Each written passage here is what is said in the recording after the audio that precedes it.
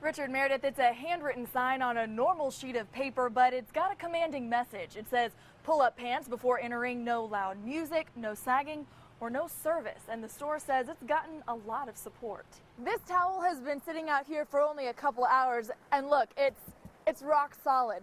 So if this weather is doing this to a towel, imagine what it could do to your pipes overnight. The bus tore through this grass right here, rolling off the road and down this embankment, eventually landing down here on its side where you see those tracks in the red Georgia clay. Then he was back out the door, down these steps, and they loaded him into a van right here at the curb of this street. It's completely dark back there, and there are 0 cars in this parking lot right now, but I want to show you a little bit of a different scene. Bear with me while I move this camera for just a second.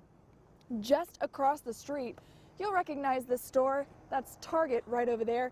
Now, take a look. There are still cars over in that parking lot. Shoppers still walking to their cars.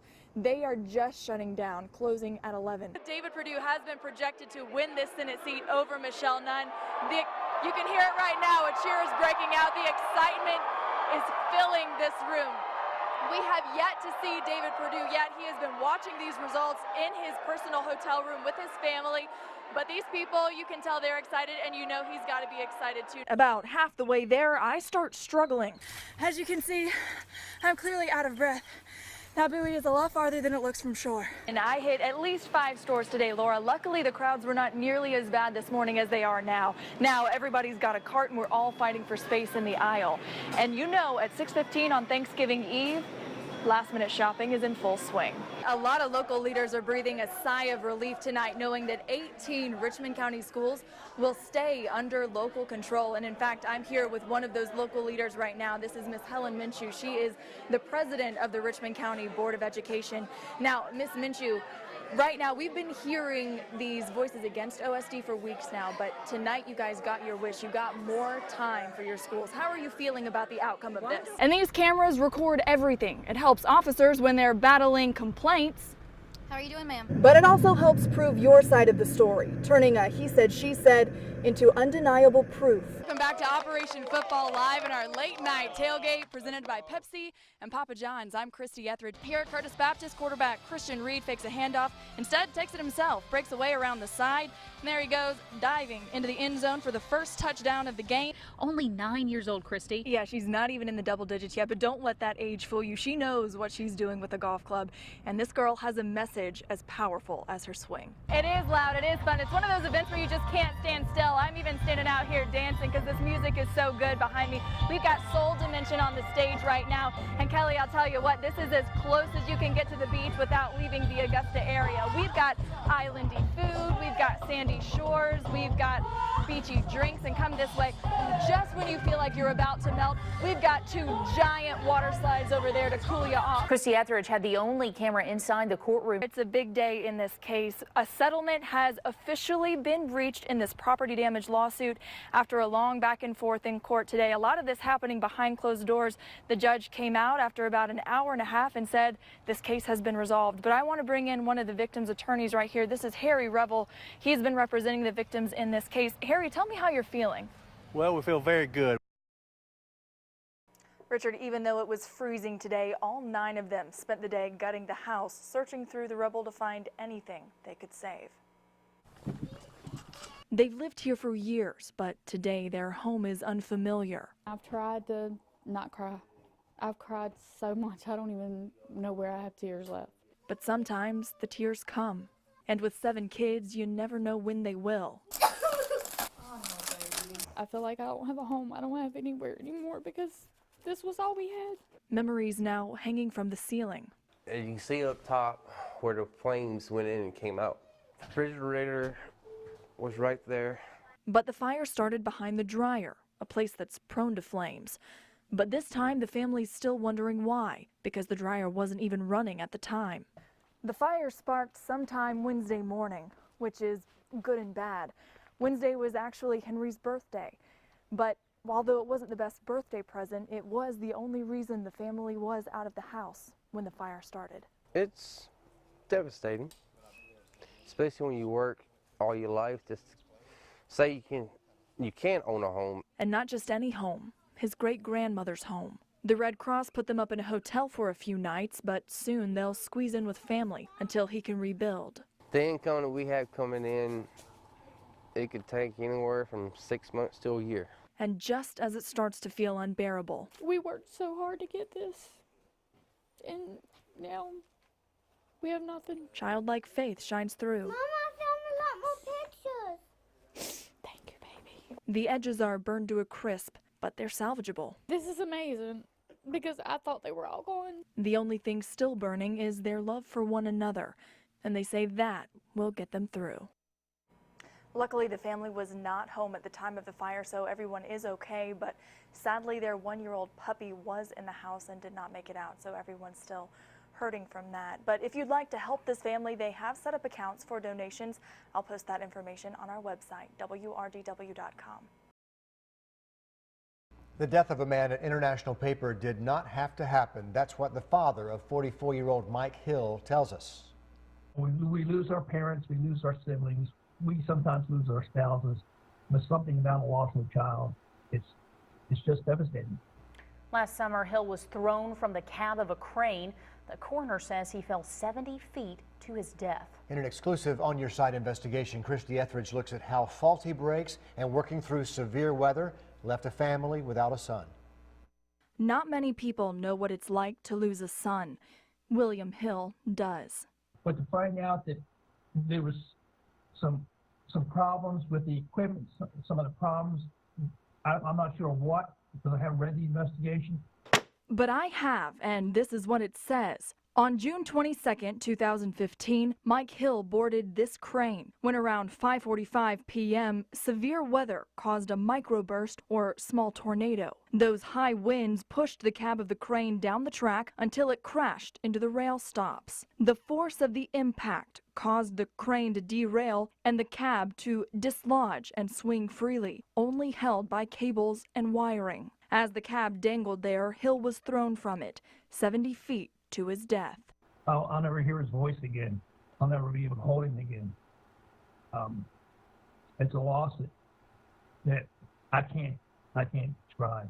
Mike's father, William, says he learned this through News 12 stories. Other than what you have broadcast, I still don't know the details of the accident. You might think that since weather was a factor, it couldn't be helped, but you'd be wrong. The accident happened around 5:45. This is a picture from our weather center of what the sky looked like at that time. People on site say the weather happened with no warning. Eyewitnesses say it was raining so hard you could barely see. The wind so strong it was shaking trucks.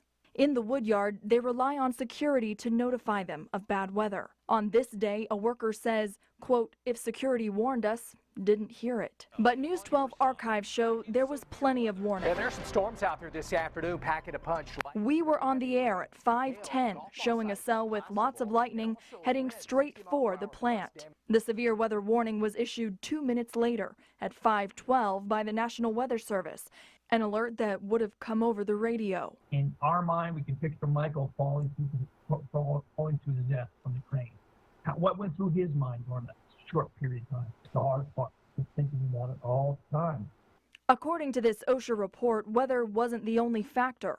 Over the radio, other workers heard Mike calling out, coming down, no brakes." Documents show the company had work orders to replace 4 of the 12 motor drives because of brakes being bad. Those were issued in February, 4 months before the accident. They were never replaced. If they knew the brakes were defective, why were they allowing it to continue to operate? OSHA cited International Paper for 2 violations, 1 for not having proper braking means, and 2 for failing to ensure Hill was wearing a seatbelt. Those violations were only $7,000 apiece. It's more than a slap in the face. It's just like you've been run over by a train. It's devastating.